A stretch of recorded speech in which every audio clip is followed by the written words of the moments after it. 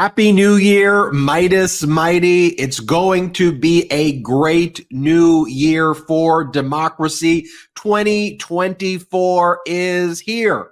And already it was a miserable new year for the miserable Donald Trump. Melania Trump was nowhere to be seen at this Mar-a-Lago event on New Year's where Vanilla Ice was the main performing act. Day. Washed up Vanilla Ice at washed up Mar-a-Lago before washed up Donald Trump. And for those watching this on YouTube, yep, that was Waltine Nauta getting a sniff behind Donald Trump right there.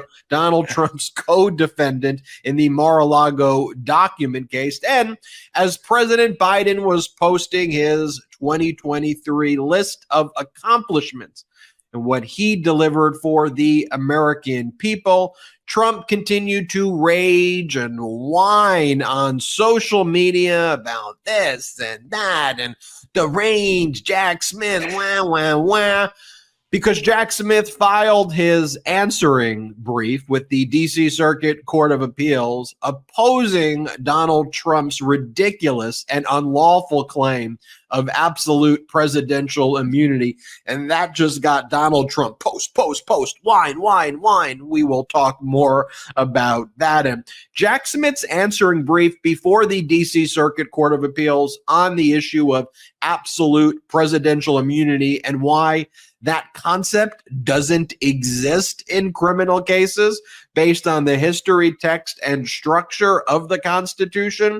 It's probably one of the most powerful legal documents I have ever read in my life, period. We're going to talk about that brief, and we'll get into some detail there. Also, I guess in response to that, as part of Donald Trump's whiny posts, he reposted these messages from a far right-wing account, which said that Donald Trump was trying so hard on January 6th to invoke the Insurrection Act.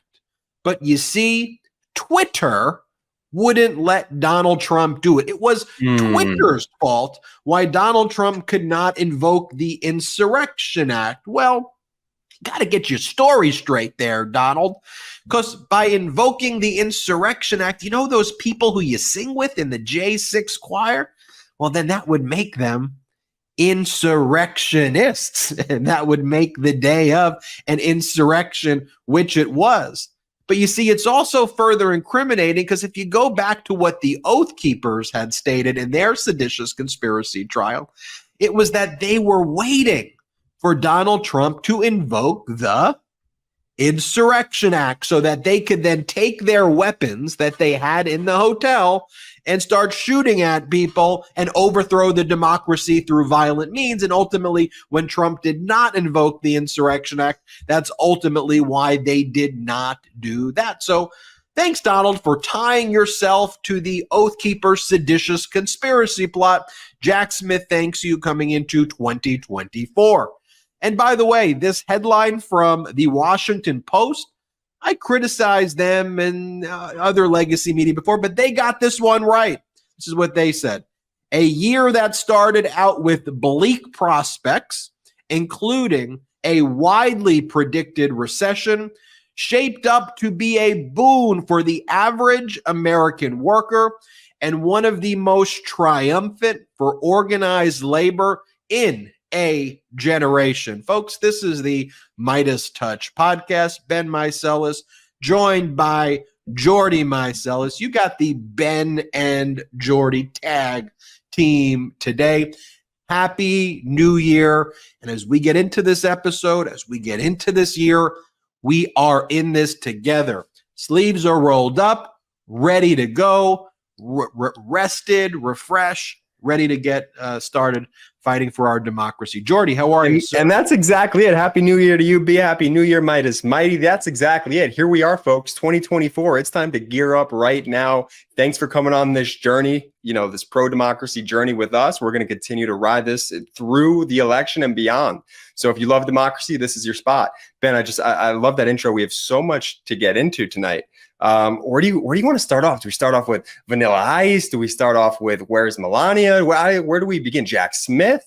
Well, here's the thing about Vanilla Ice. I actually grew up as a kid. I was a big Vanilla Ice fan. Ice Ice Baby, all your of generation. the Vanilla Ice songs I liked. So a bit disappointing that Vanilla Ice was giving this performance there. Although I would have to say probably not surprising, Right. because not surviving rappers and talent who are washed up, they do their MAGA tour to try to grift and make money. But it Shout also out goes Roseanne to Barr.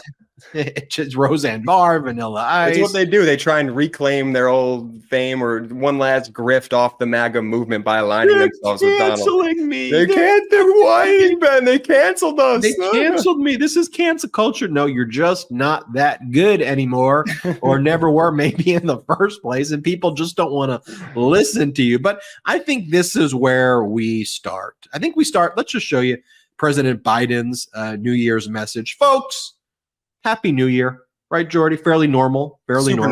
Super normal. Or how about this one? 1 year of cranes going up and shovels hitting the ground in American communities. Fairly normal. Super, right? with photos alongside workers. I love that. Just super normal. No weird all caps locks. There's appropriate period usage. This is what you want. This is a statesman right here, Ben.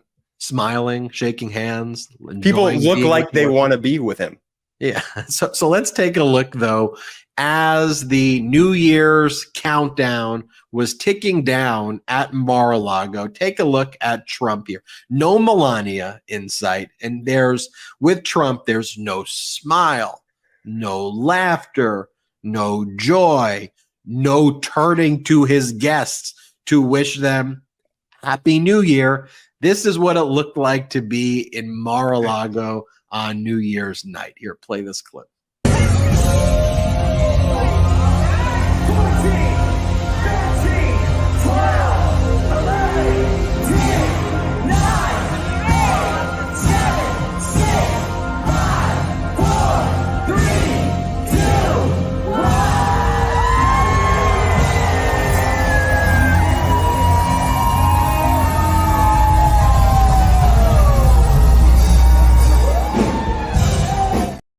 10, I'm screwed. 9, I'm screwed. 8, I'm screwed. 7, stop counting. 6, stop counting.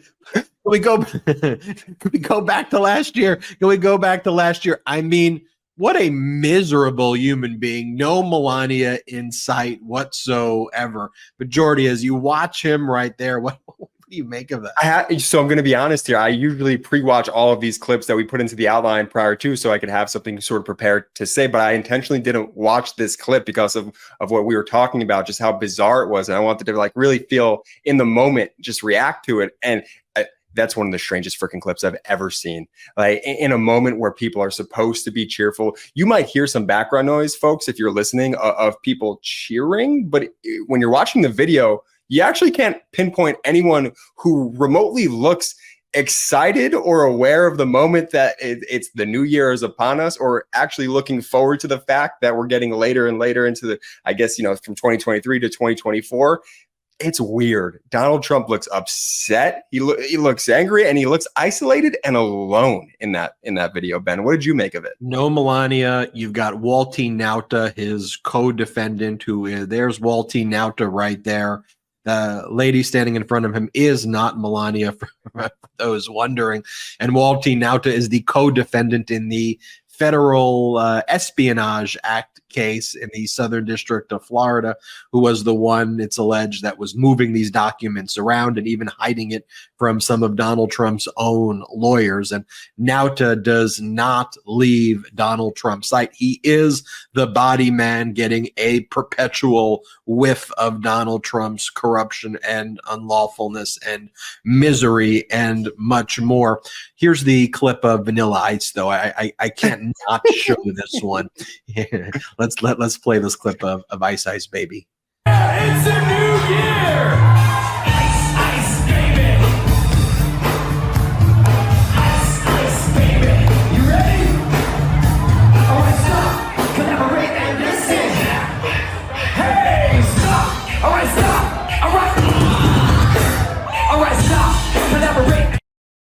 All right, stop. All right, stop. All right, stop. Stop it, Jordy.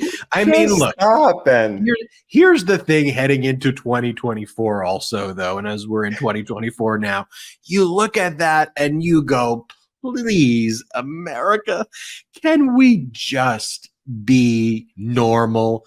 Let's strive for democracy and normalcy, and please do not normalize what it is that we are watching there at all. And it also goes to just how cheap Donald Trump is. Like, you probably couldn't get a cheaper act than to bring Vanilla Ice to Mar-a-Lago to perform there. It's so bizarre, Jay. You think it was probably one of his first choices was probably, he's like, you know what, we got to book Vanilla Ice. That's who we need in this moment right now. And if you're watching the videos, man, I mean, like, other than people holding up their phones, it is the most depressing scene for a New Year's party. Like, I just want to reinstate that for the audio list. It's depressing. The vibe is awkward. You have Trump with his chin up, just not even really nodding his head, but just like, I'm like internally thinking to myself, I stink and I'm screwed.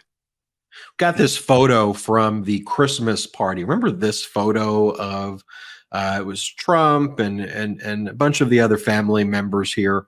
And in this photo too, you have Melania's dad is in the Christmas photo. But there it is right there. We just pulled it up. So Melania is not there in Christmas, but her dad was there at Christmas. She was nowhere to be seen. Once again, nowhere to be seen at this New Year's event. Donald Trump tried to claim that Melania's mom was not feeling well, but it all sounds like a bunch of kind of Trump BS to me. And so as soon as that dad was there, to your point, her dad was in that photo. So what an odd excuse, right? Well, yeah, I mean, the dad was in the Christmas photo so the dad was there a few days ago. So to say that Melania's mother was not feeling well, and that's why Melania's just not been showing up to anything lately. And then the biggest tell too was that the New York Post right after Christmas or right around Christmas put out a story saying that Melania is a source close to Donald Trump says Melania will be making public appearances from here on out, and it's going to be a major priority of hers, which is just the biggest tell because everything they say is a lie. Just take a look, Jay, at some of these posts that Trump was making. And again, as President Biden says, look, don't compare me to the almighty, compare me to the alternative. Or I guess as my mantra in 2024 is going to be, it's like, can we please just be normal? Can we please just move on from this MAGA mush? Like, I genuinely want to have real conversations with people who are actually conservative on ideas and issues. But this MAGA mush is just it's whiny and it's weak, just the whininess, and it's dangerous and it's fascist, but just the whininess. They just go around the country whining, and then when they lose, they brag about losing, and we lost because the judge was mean to us. And it's just like, they're just all losers. Anyway, take a look at this post by Donald Trump where he goes, this is page 1, so you know it's going to be fascinating. Page 1, the failing New York Times, it says. And so he quotes, I guess, a New York Times story about prosecutors, referring to Special Counsel Jack Smith. Prosecutors ask appeals court to reject Donald Trump's immunity claims. The filing by special counsel, and then Trump adds the word deranged, Jack Smith, was the latest in a fight over, and then Trump puts this in capitals, whether former presidents can be held criminally liable for their actions in office. And then Trump goes, first of all, I did nothing wrong. And while it should not even matter, I was not campaigning. The 2020 election was long over. What I was doing is bringing to light the fact that the election was without question rigged and stolen. As president and commander-in-chief, it was my duty to do so. If I did not do this, I would have been in violation of my oath of office. Just pause right there for a second, Jordy. Okay, it is 2024. he is whining in an election that he lost by over 7 million votes, that he got wiped out. It was a wipeout in the Electoral College as well. Definitely a wipeout when it comes to the popular vote. And you can, well, it wasn't so much a wipeout because it was, the margins were close in certain states. It was 11,000 plus votes in Georgia. In Michigan, it was 50,000 votes. But when you look at the final tally of the Electoral College, from a historical perspective, it was a wipeout, right? We're not talking about Gore v. George W. Bush, where it came down to one state with hanging chads and 400 votes.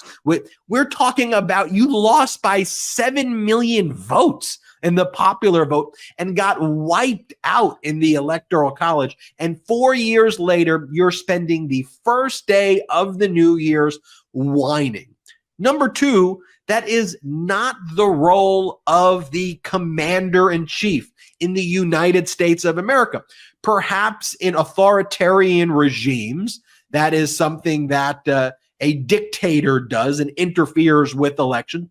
In the United States of America, there is no role. Zero, zip, zilch for the president in the election process. None. There is some small role for Congress, but it is a states' rights issue. It is a 10th Amendment issue where the issue of elections is reserved for the states. And by the way, you've been following the MeidasTouch Network and Legal AF. One of the circuit courts that has a right-wing reputation, the 11th Circuit Court of Appeals, and their recent 1-2 punch to Trump's former chief of staff, Mark Meadows, who tried to assert federal officer removal out of the Georgia criminal RICO state case, and Jeff Clark, who tried to do the same. The right-wing conservative 11th Circuit Court of Appeals said, this is not the role of the executive. This is the role of states. States monitor, oversee the integrity of their elections and their election process. So there's no role for Donald Trump in this at all. By the way, that is something that Special Counsel Jack Smith cited in his answering brief that was filed with the DC Circuit Court of Appeals. But just as you're reading this, January 1, 2024, we have to have a whiny crybaby in Donald Trump tear our nation apart because he is a whiny crybaby, and the Republican Party has become a bunch of pathetic, whiny, Trumpy MAGA losers, right? That's the state of our country heading into 2024. And I would like the Republican Party to put on your big boy, big girl, big person pants and act like adults, like you did before. And look, not to say that the Republican Party before Trump, I mean, look, we could have historical roots going back to how the Republican Party reacted to Nixon and learned all of the wrong lessons from Nixon. We can talk about Reagan, absolutely. But let's be very clear. This bunch right now, the pick yourself up by you. I was going to say that. That's the crew, right, Ben? The pull yourself up by your bootstraps crew, man. They just can't get it together. And I was having this conversation last night, and I love what you said at the opening and the theme of this episode, which is like, let's just get some normalcy here. I was speaking to a new buddy of mine out here who is a true independent voter. And for him, like what he cares about most in this moment is just normalcy. And he sees the ongoing posts and what's going on from Donald Trump. And he's like, yeah, that stuff is weird, man. That dictator comment, the dictator for a day, that creeps me out. So coming from somebody here, Pennsylvania, the great Commonwealth of Pennsylvania, another independent voter we spoke about last week, said that they couldn't see themselves voting for Donald Trump in 24.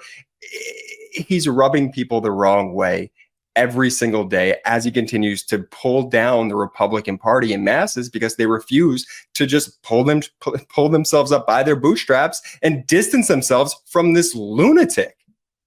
Take a look. It goes on page 1, page 2, page 3. I'm not even going to go through all this because it's just a bunch of whiny nonsense. He goes, "We cannot let our elections ever be corrupted again. Many Democrats challenged 2016 and nothing was done to them." Hillary Clinton conceded the next day, you idiot. Hillary Clinton conceded the next day, you idiot. That's what happened. They spied on my campaign. Russia, Russia, Russia, Russia. That's what he goes. Russia, Russia, Russia. Russia hoax. Abused FISA. Stuffed ballot box. It just makes stuff up. And like who talks like this? Folks, it is 2024. Let's just say what it is and say this is nonsense. And we got to keep the momentum that we have in the pro-democracy heading into 2024. I don't want this to be even close. I don't want it to be even close.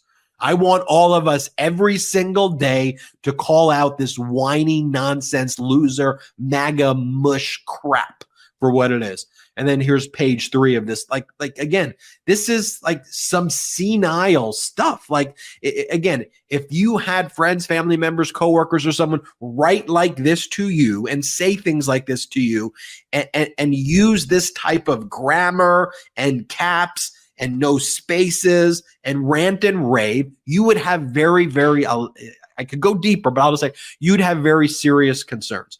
Someone who acted like this would not be able to have, this watching and listening to this, could not hold a position in the company or organization that you work for, right? Mm-hmm. If anybody acted like this in any entity, small business, medium-sized business, big corporation, nonprofit, club, a fun organization where you hang out, a hobby, your fantasy football team.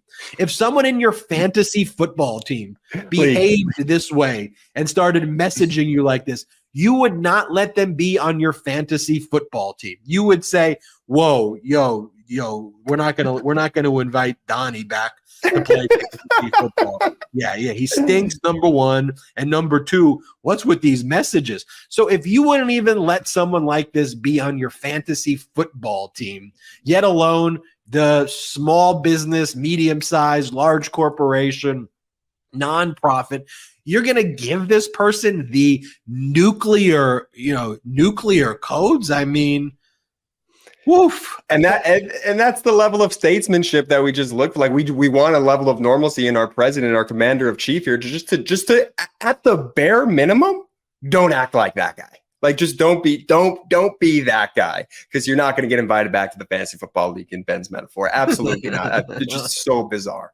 Look, I want to talk about Special Counsel Jack Smith's answering brief, because that triggered Donald Trump to now, I guess, claim that he wanted to invoke the Insurrection Act, but that Twitter wouldn't let him. It was Twitter's fault. Donald Trump was the commander in chief, but a social media app that even at Twitter's peak doesn't do nearly as good as like Facebook and Instagram and YouTube. But Twitter was the reason that Trump couldn't invoke the Insurrection Act, which the Oath Keepers wanted Trump to do to try to overthrow our country. We'll talk about all of that and more. Let's take our first quick break. Most clothes are uncomfortable or too tight or never actually the size you really are, not to mention the annoyance of trying to put a good outfit together.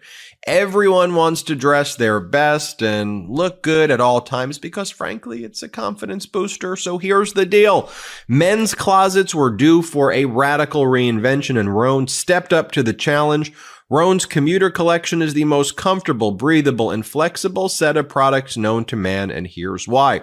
Rhone helps you get ready for any occasion with the commuter collection, which offers the world's most comfortable pants, dress shirts, quarter zips, and polos. You never have to worry about what to wear when you have the Rhone commuter collection.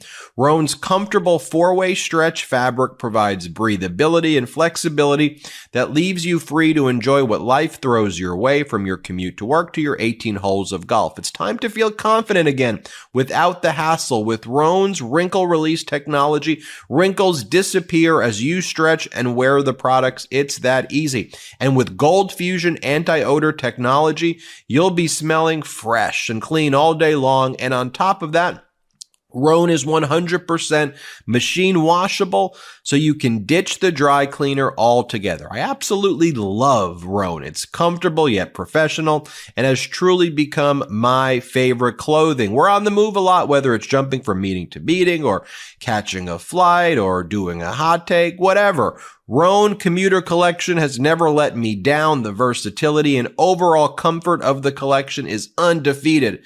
Even after I wear it all day, I still feel super fresh because of that Gold Fusion anti-odor technology. The Commuter Collection can get you through any workday and straight into whatever comes next. Head to Rhone.com/Meidas and use that promo code Meidas to save 20% off your entire order. That's 20% off your entire order when you head to RHONE.com/MEIDAS and use that code Meidas.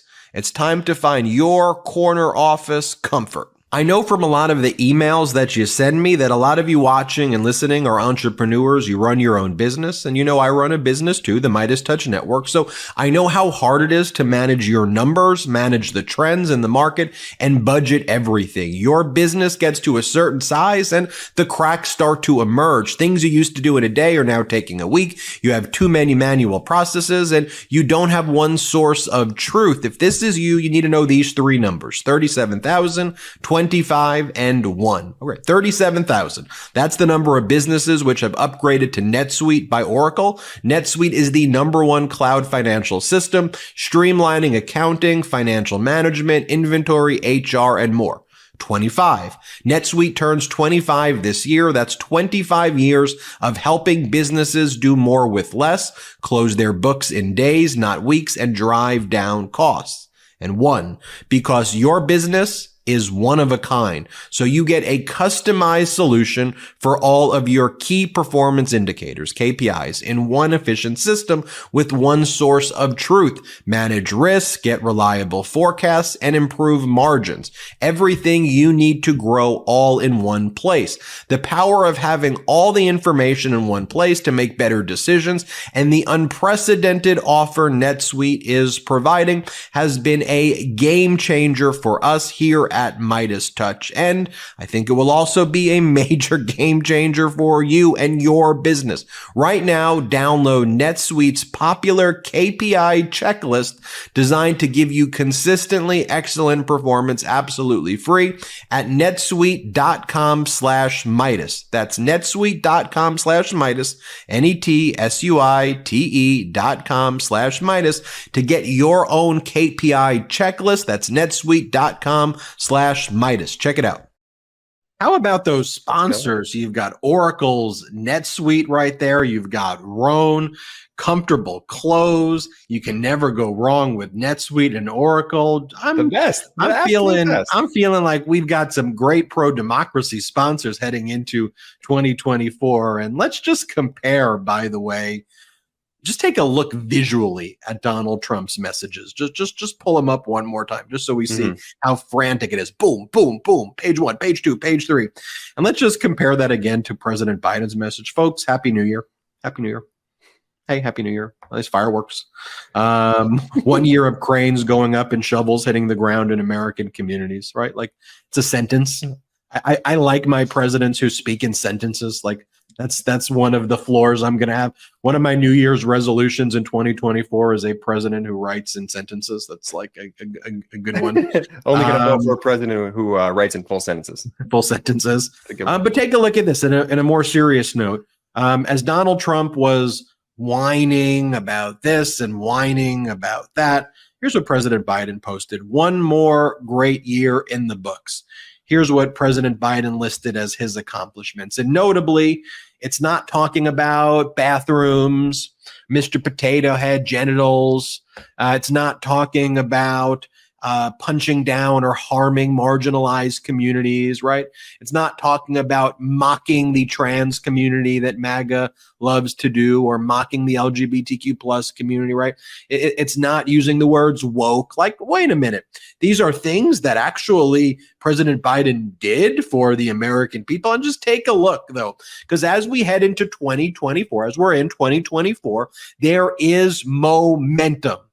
And do not let the legacy media narratives try to take away our momentum, the momentum of the pro-democracy movement. Here's what President Biden lists as his accomplishments in just 2023. And by the way, all of this happened when you had a MAGA Republican leadership in the House of Representatives who tried to block President Biden from doing everything. So this is what Biden managed to accomplish, despite the fact that you had Republicans in the House of Representatives just go, Hunter Biden, Hunter Biden, Hunter Biden, Hunter Biden. Whose salary am I going to reduce to $1? Hunter Biden, Hunter Biden. Wait a minute, Hunter Biden wants to testify? We don't want him to testify anymore. We want a secret deposition. Hunter Biden, no public testimony, secret depositions. I mean, they're a bunch of morons. Like, and again, let's not mince our words in 2024, calling this MAGA movement losers.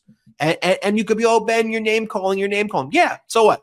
We're going to punch back in 2024. And when they act like losers, when they act whiny, I'm going to call them out, but I'm also going to have an intelligent discussion about it as well. When you say that your goal in life as the MAGA Republican Party is to have Hunter Biden show up for a testimony before the world so you can prove whatever freaking point you want to prove about his nudes or whatever makes you jolly, MAGA Republicans. And then Hunter Biden says, okay, I just don't want to do it in secret because y'all have been like manipulating my text messages and not showing the accurate one. So let's just do it in front of the whole world. No limitations, however long you want to do it. My only condition, it's just done publicly so everybody can see you ask it live. What do MAGA Republicans go? No. We don't want that. Secret depositions are better. All right. Well, then you're a bunch of losers at that point. And that's why you get that title. And then you're whiny about it. We have to listen to James Comer go, well, I just wanted a 2 hour. It's like, okay, dude, just be quiet, James Comer. Okay, one more great year in the books. Here it is right here. 2023 accomplishments by President Biden. Tackled inflation and lowered costs.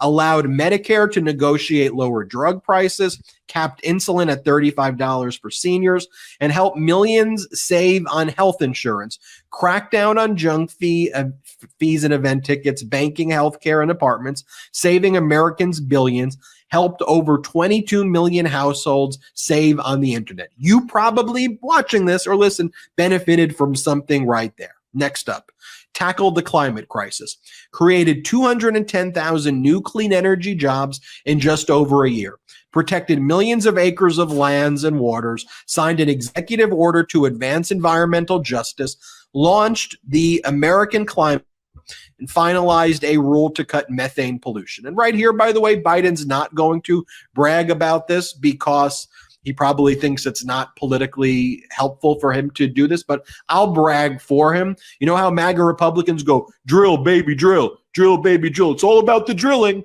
Why do you want Trump? The drilling, baby. It's the drill, baby, drill. Okay, well, you do realize that there is more domestic drilling now under President Biden than under Donald Trump by significant amounts. And President Biden manages to also tackle the climate crisis while drilling more than Donald Trump. So even though Biden doesn't list that one, I will list that one for him. Here's the next one. Invested in America and created good jobs. Announced 33,000 infrastructure projects across America. Invested in roads and bridges, improved airports, high-speed internet, clean water, and reliable transit and rail. Sustained an economic recovery that created over 2.5 million jobs, including nearly 200,000 construction jobs. And again, here, President Biden doesn't list another metric because, again, he doesn't tie the success of America's economy with the stock market success, but the legacy media and Donald Trump and everybody did when Trump was in office, and everybody covered when Donald Trump said, when President Biden's in office, the stock market's going to crash. Well, the same way there's way more domestic drilling right now than under Trump, the stock market is setting record highs right now and is far higher than anywhere when Donald Trump was in office. So I want to say that. And you have America's GDP growth, the fastest of all G7 nations, America's economy growing faster than China, America's inflation, the lowest of all G7 nations. And in terms of an economic miracle taking place in 2023 with the same BS red wave style narratives of doom and gloom. We were heading into a recession. It's all over. Biden is the worst. That was the 2023 narrative. That didn't happen. So media, are you going to cover now what's happening? That there was an economic miracle and things were turned around? You know what, Jordy? Frankly, 2024, legacy media, it doesn't matter. You're making yourself irrelevant. And that's why MeidasTouch, an independent media that is doing this type of work, is soaring, because y'all just aren't covering the data.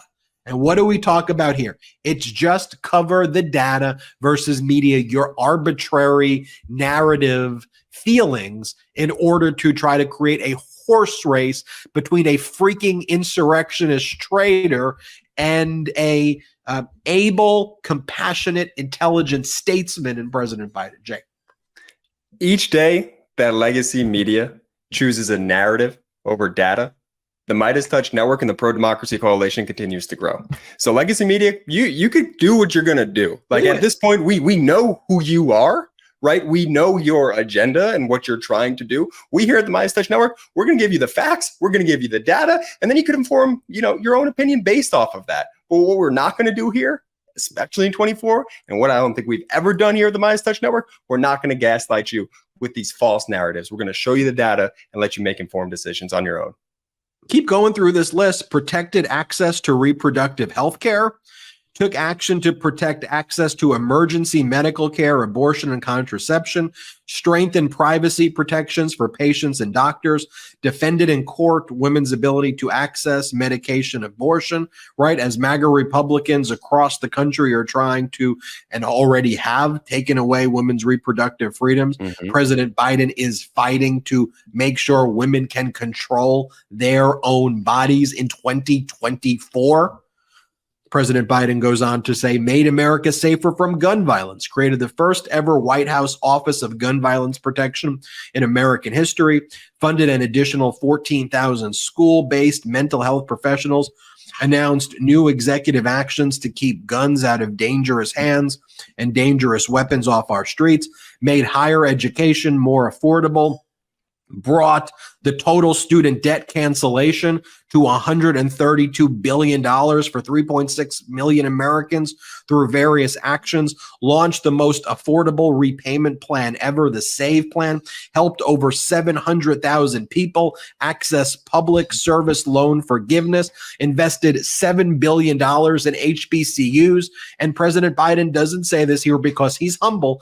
This, as it was the MAGA Republicans and Federalist Society members across the country who tried to stop student loan debt relief from ever occurring, challenging it in every which way, getting the initial plan by Biden for targeted loan forgiveness for people under a certain economic wealth amount. When Republicans block that from happening, Biden still managed to do what I just said.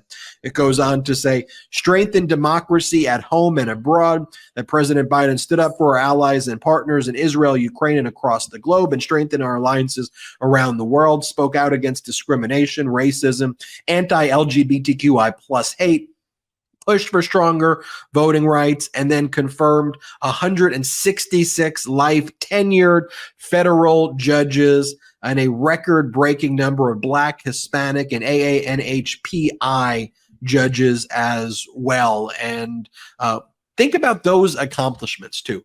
Those accomplishments, to me, benefit the American people. It wasn't, oh, I did a tax cut for billionaires and decamillionaires so that you can completely write off your yacht and your private jet purchase. That's how I'm helping you, right? This isn't, I stopped the woke agenda. I did something about bathrooms and green M&Ms, or I went after Disney and private corporations because they want to have diverse workforces. No, I mean, these are things that have benefited the American people. And I would venture to say, in some way, every single American's life has been made better by one of the things that I've just read on this list in some form or fashion. They didn't have their rights pulled away.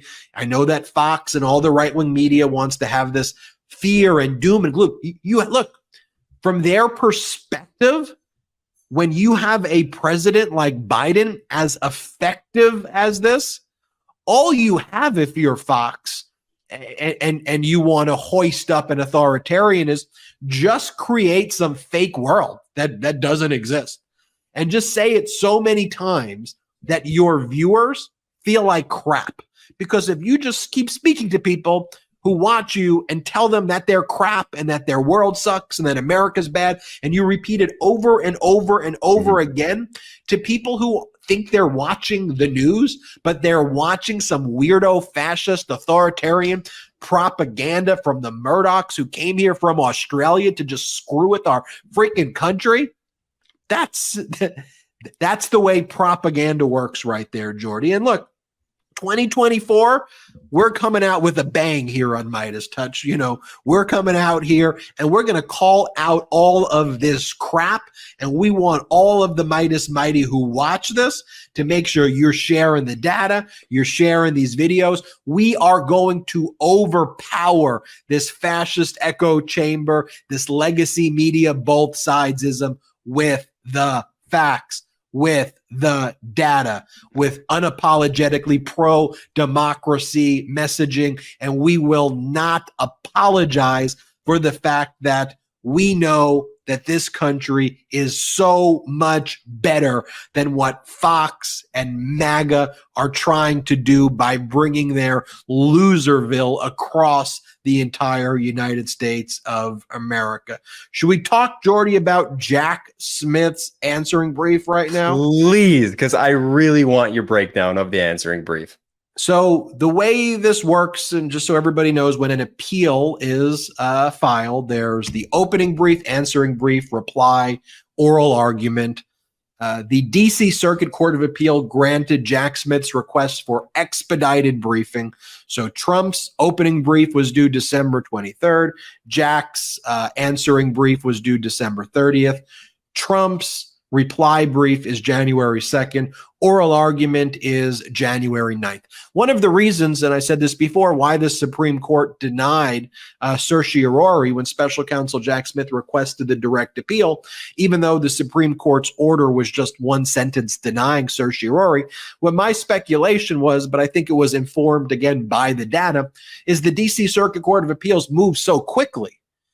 We're going to have an answer to Donald Trump's appeal on the issue of absolute presidential immunity, probably by mid-January.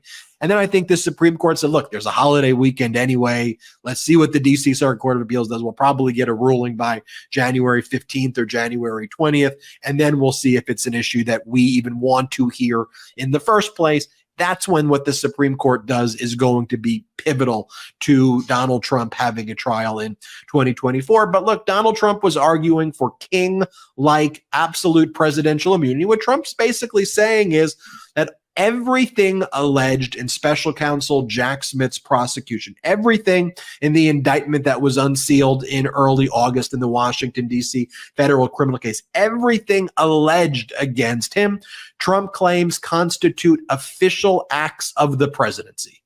Trump says, except as true, everything that's alleged by Special Counsel Jack Smith against me, those are things that I'm supposed to do as the president. Think about how dangerous that is when he was the president. And as a former president, I can invoke that. That's Donald Trump's frivolous argument.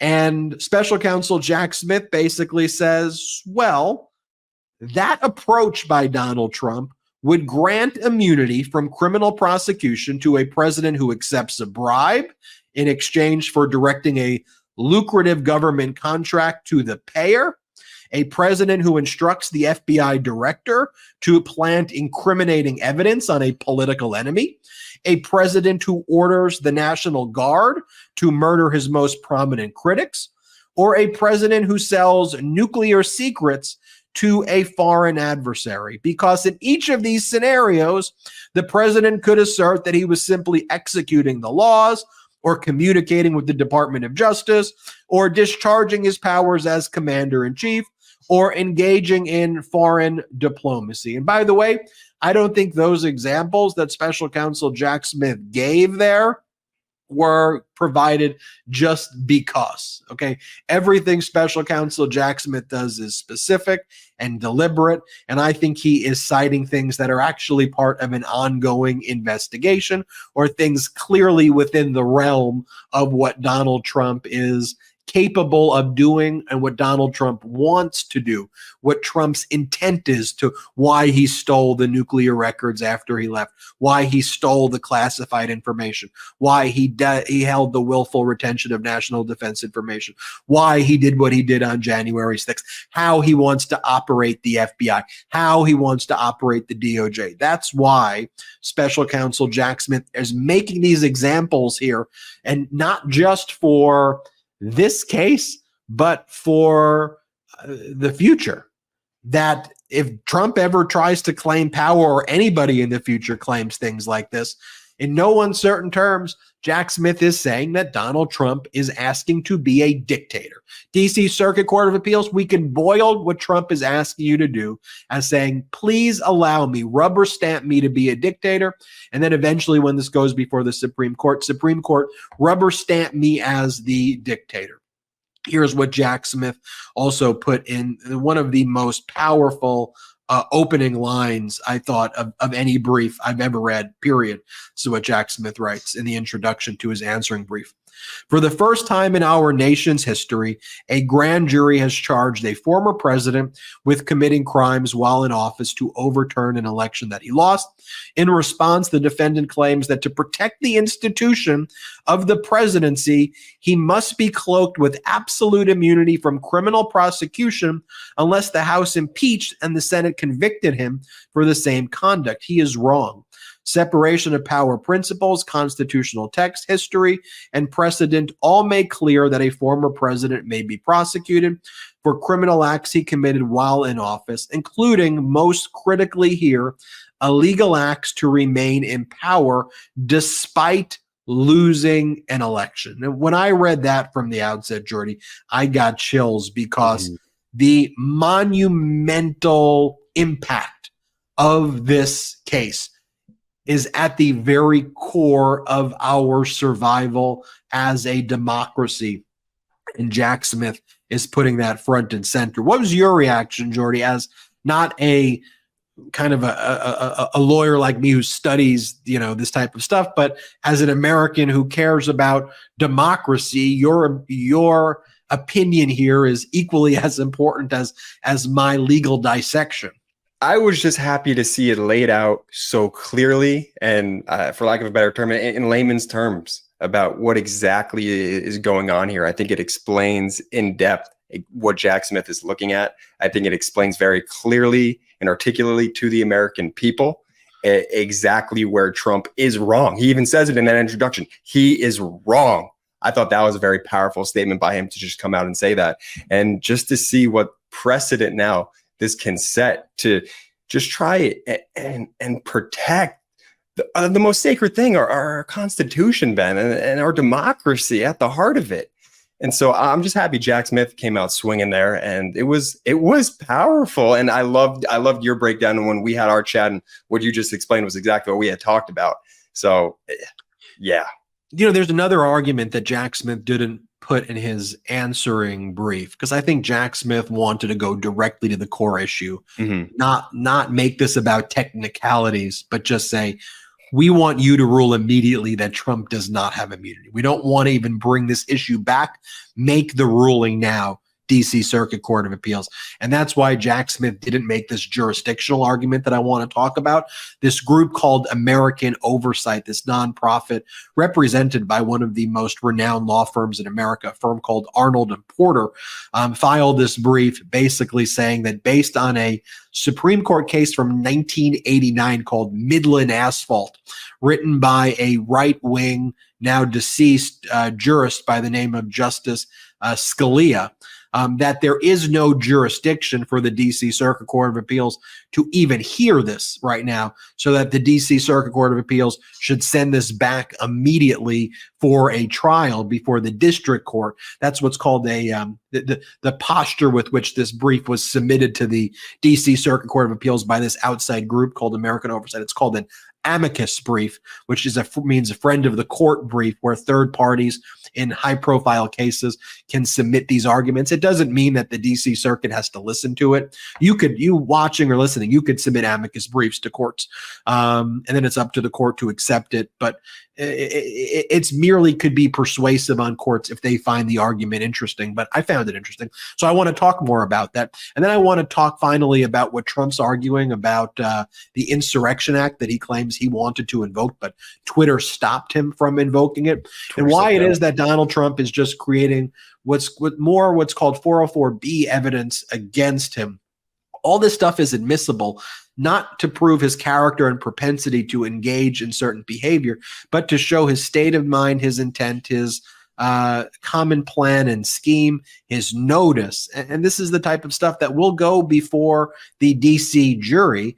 And also, again, it should, regardless of your political party affiliation. I mean, the fact that Donald Trump is saying that there was no insurrection, but now he's saying he wants to invoke the Insurrection Act. I'm like some basic stuff, or like when Donald Trump's lawyer Alina Habba says, we want the Supreme Court to rule on the issue of absolute presidential immunity. But then when they file with the Supreme Court, we don't want you to hear the issue of absolute presidential immunity, right? It's just like, such whiny losers. Anyway, we'll talk about that and more. Let's take our last quick break of the day. Here's the thing. Everyone knows how annoying cheap razors are. They cut you, they irritate you, and heck, they frustrate you. And don't get me started with subscription razor services. Can you say blah? That's why you gotta meet Henson Shaving. Henson Shaving is a family-owned aerospace parts manufacturer that has made parts for the International Space Station and Mars rover. And now they're bringing precision engineering to your shaving experience. Razor blades are like diving boards. The longer the board, the more wobble, the more nicks, cuts, and scrapes. A bad shave isn't a blade problem, it's an extension problem. By using aerospace-grade CNC machines, Henson makes metal razors that extend to just 0.0013 inches, which is less than the thickness of a human hair. That means a secure and stable blade with a vibration-free shave. It gets better. The razor has built-in channels to evacuate hair and cream, which makes clogging virtually impossible. Seriously, Henson Shaving wants the best razor, not the best razor business. That means no plastic, no subscriptions, no proprietary blades, no planned obsolescence. The Henson razor works with standard dual-edged blades to give you that old school shave with the benefits of new school tech. Once you own a Henson razor, it's only about $3 to $5 per year to replace the blades. My first shave with Henson razor was top notch. The design is sleek and the durability is exactly what you want. The Henson razor is truly so much better than your run-of-the-mill quote-unquote traditional razor brand. And the affordability factor here is an absolute game changer. No more wasting your money on expensive blades. With Henson Shaving, you can get a year of blades for $5. It's time to say no to subscriptions and yes to a razor that'll last you a lifetime. Visit hensonshaving.com/Meidas to pick the razor for you and use code Meidas, and you'll get 2 years worth of blades free with your razor. Just make sure to add them to your cart. That's 100 free blades when you head to hensonshaving.com/MEIDAS and use code Meidas. That's hensonshaving.com/Meidas. I mean, look at the shave, folks. I mean, it speaks for itself. 2024, let's go. Shout out Henson Razors, especially when you did that read. I know you shaved just before it, and your face, it looks great, man. It looks great.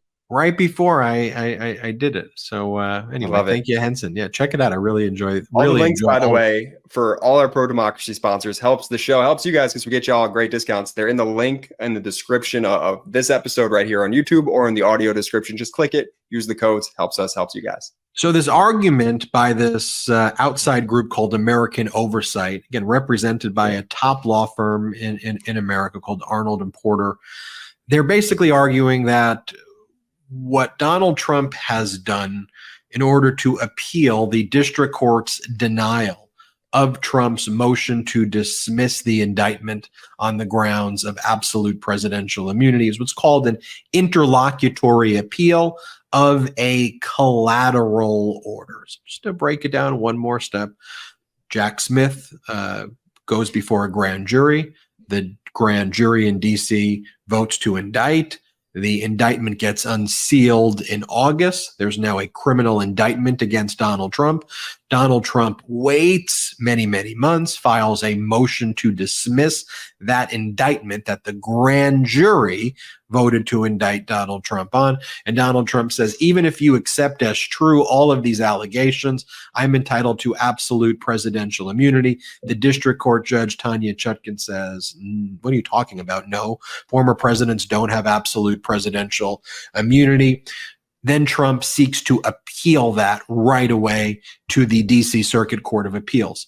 Normally, you have to wait until there's a final judgment. In a criminal case, that would be a conviction, and then you could appeal the conviction by saying, look at all of these mistakes that were made throughout the case itself, and then you appeal the final judgment, but you would say, well, the judge should have granted a motion to dismiss when I brought up the issue of absolute presidential immunity.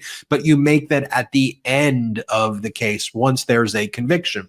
An interlocutory appeal is in a rare instance where there's what's called a collateral order, a special type of order that's these very unique circumstances where if the court, if you don't get the right relief, it could basically have you go through this entire trial where getting the relief could dispose of this entire case, early on. So it's very rare examples that satisfy what constitutes a collateral order that you can take on an interlocutory appeal. And in some, what American Oversight, what this organization argued is that Justice Scalia, who's now deceased, but was a strict textualist, a so-called or self-proclaimed strict textualist conservative judge in this 1989 decision called Midland Asphalt, said that in these criminal cases, you could only take interlocutory appeals on things that could be deemed collateral orders if there is some strict textualist understanding that you're entitled to that relief. So does the Constitution say the words absolute presidential immunity, or is there some statute that says absolute presidential immunity, you get an interlocutory appeal? And absent a law statute that says it, absent it saying absolute presidential immunity in the Constitution, there should not be this right to an immediate appeal. In other words, Trump should have to wait until after there's a conviction for the appeal to first take place. Donald Trump claims that this concept of absolute presidential immunity in criminal cases is rooted in the impeachment judgment clause. But as American Oversight points out, it says nothing about absolute presidential immunity. And Donald Trump has some contorted adverse inference that you're supposed to take from this impeachment judgment clause, and that makes no sense at all. But those words don't appear from a strict textualist perspective. So DC Circuit, just reject that. Say that you don't even have the right to hear it, send it back for trial immediately. I thought that was a very interesting argument. And from a strict textualist approach, it seems to make a ton of sense. Why didn't Jack Smith make that argument? I don't think Jack Smith wants to do this on jurisdiction. I think Jack Smith wants to do it now. I think Jack Smith feels confident that the D.C. Circuit Court of Appeals is going to move swiftly on the issue of absolute presidential immunity and deny Donald Trump's appeal. I think Jack Smith's also confident that Trump's conception here is so dangerous, so disastrous to our democracy, that even this right-wing Supreme Court with 3 justices appointed by Trump, 3 others who are right-wing justices, 3 that were appointed by Democratic administrations, it's a 6-3 right-wing court. I think Jack Smith feels confident that Trump's arguments are so frivolous that Trump is going to lose before the Supreme Court. That's why Jack Smith didn't make that jurisdictional argument. And there's a lot of reporting, too, that Donald Trump is very worried about the Supreme Court, not just in the context here on the absolute presidential immunity appeal, but also on the issue of disqualification. You know, you have the Supreme Court, which has talked about states' rights. And if you look at the disqualification decisions reached by the Secretary of State of Maine, by the Colorado Supreme Court, those are states applying the plain language, strict textualist states applying strict text of the 14th Amendment, Section 3. And then you got people like the great Judge Luttig, you know, former most prominent conservative judge out there, since retired, you know, and he was a feeder for all of these right-wing judges who clerked for the right-wing Supreme Court justices now, because that's what a conservative position, the conservative position here is. 14th Amendment Section 3 disqualification applies to Donald Trump, and a strict textualist interpretation of the Constitution would say that Donald Trump is not entitled to absolute presidential immunity. So under any conception, I think Trump realizes that his MAGA arguments are just authoritarian. They bear no resemblance to our Constitution and our democracy, and he's going to lose before the Supreme Court there. So Trump's out there posting this. There's this right-wing, far right-wing account called DC Drano. DC Drano, for those who don't know, that's like a cat turd. Like, this is like a true like MAGA influencer. This is who the MAGAs look to for, you know, thoughts, advice, news, and updates. So here's what Drano wrote. Drano wrote, when Twitter deleted Trump's public request for people to go home on January 6th, only 5 minutes after he posted it, it seemed very strange. Wouldn't they, I guess referring to Twitter, wouldn't they want peace? Were they trying to frame him for their narrative? But what if something else was at play? What if they were trying to limit his ability to activate the Insurrection Act? And then he goes on to make this ridiculous post about how under the Insurrection Act, he believes that it requires you to like first make a claim to disperse. And then if you don't disperse, then only then can you invoke the Insurrection Act. And according to DC Drano, Trump wasn't able to tell the insurrectionists to disperse, and that's why it happened this way. Mm-hmm. This is DC Drano. He goes, the first prerequisite for evoking the IA is to first call for disorderly citizens to go home. And what did he say in his video? He called for people to go home. Was Twitter trying to thwart Trump's attempt to comply with these requirements? If so, who was orchestrating this? And Trump reposts that crazy. That's like crazy stuff. Like, that's like the rant. That's pure rantings and ravings of a lunatic. First off, there is no prerequisite to the Insurrection Act that you have to tell people to go home on Twitter, or like tell people to go home in general. You must first announce it on Twitter. You must first announce. But even just this idea, dispel crowd, henceforth disperse. Like, okay, that's not part of the Insurrection Act in general, even outside of any concept by Twitter. But here's the thing. This was actually what the testimony was by the Oath Keepers, by Stuart Rhodes. So Stuart Rhodes, the leader who was convicted of the Oath Keepers, who was convicted for seditious conspiracy. His whole thing was he was waiting for Donald Trump to invoke the Insurrection Act. They had all their weapons ready to go. And the moment Trump was going to invoke the Insurrection Act, because remember what was trying to happen. Trump was trying to create a situation where he would get counter protesters, then say it was Antifa, then call in the military. But fortunately, none of the counter protesters showed. So it was all just MAGA lunatics and insurrectionists and terrorists who were there on January 6th. So that kind of foiled the whole, their whole plan. So the Insurrection Act was never invoked at all. But the plan was to invoke it so that, you look at the testimony. This was the text messages being sent by Stuart Rhodes on January 6th. Either Trump gets off his ass and uses the Insurrection Act to defeat the Chi-Com puppet coup. You were saying because under MAGA Republicans' view, this was a Chinese communist puppet coup. Or we will have to rise up in insurrection rebellion against the Chi-Com puppet Biden. Take your pick. So they were waiting for him to do the Insurrection Act thing. So now Trump has aligned himself with seditious conspiracy. So Jack Smith, maybe add that one in a future indictment, because Donald Trump, although Jack Smith, I think, is looking just for a narrower path to get to trial. But nonetheless, Trump is now admitting it was an insurrection, which it was, because you need the Insurrection Act.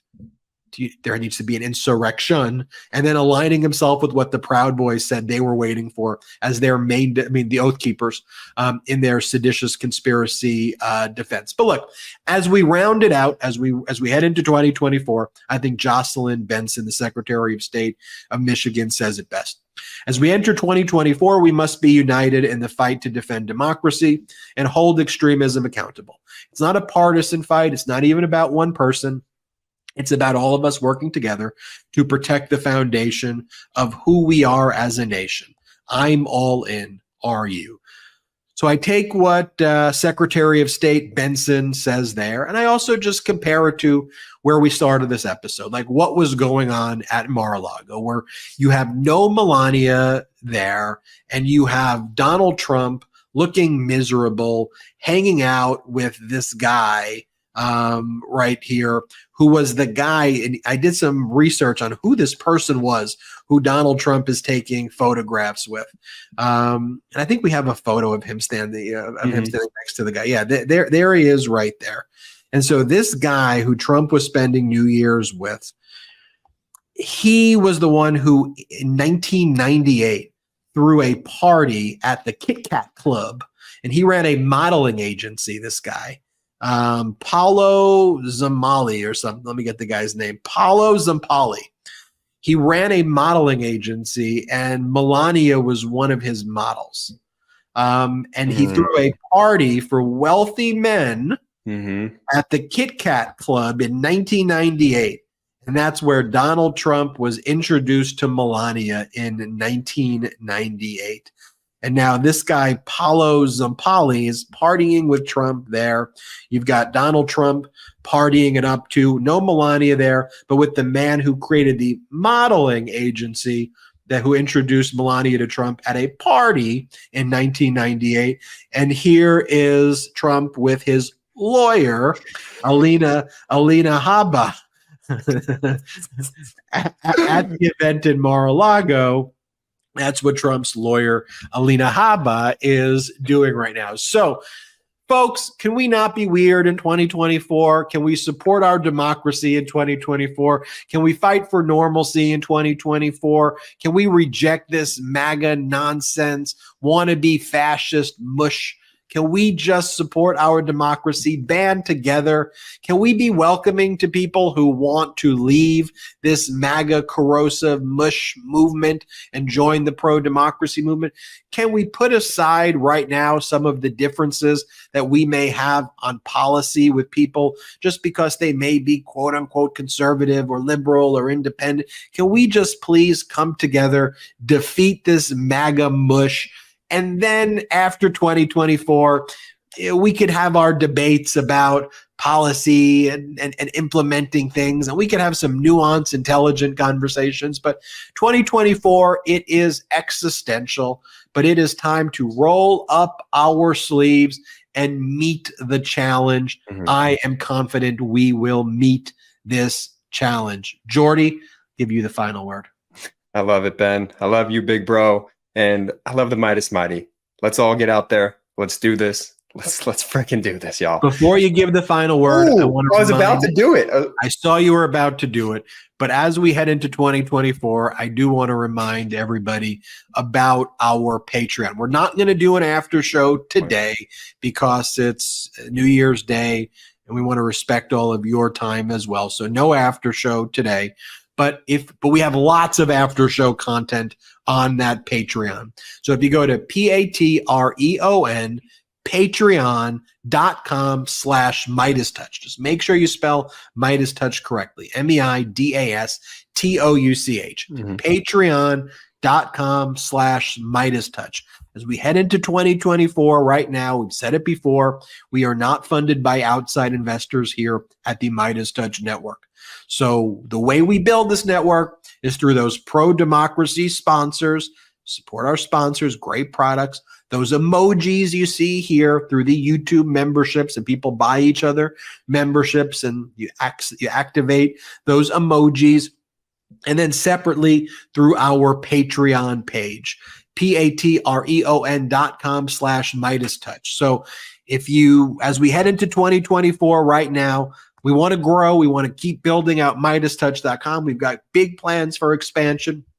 So if you are able to help financially there at patreon.com/MeidasTouch, we'd love that. No pressure if you can't, no worries if you can't, but if you can, it goes a long way, and we're rolling up our sleeves right now in 2024. Once again, it's patreon.com/MeidasTouch. When the show ends, you can check it out. Become a member. I know you will love the content. We have exclusive podcasts there. There's so much great content there. I know you will love. Jordy, take it away. Shout out to the Meidas Mighty! The Meidas Mighty standing strong against the fascists. We sing our song. We will get it right whenever. At MeidasTouch, we are unapologetically pro-democracy, and we demand justice and accountability. That's why we're spreading our message to Convict 45. That's right, gear up right now with your Convict 45 tees and pins at store.MeidasTouch.com.